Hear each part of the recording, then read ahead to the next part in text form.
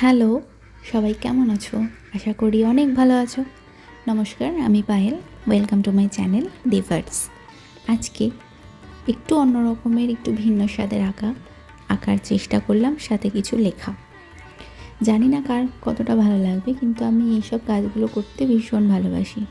এক প্রকার মন থেকে আমার এই কাজগুলো করার জন্য একটা অন্য রকমের উৎসাহ কাজ করে প্রায় সব সময়।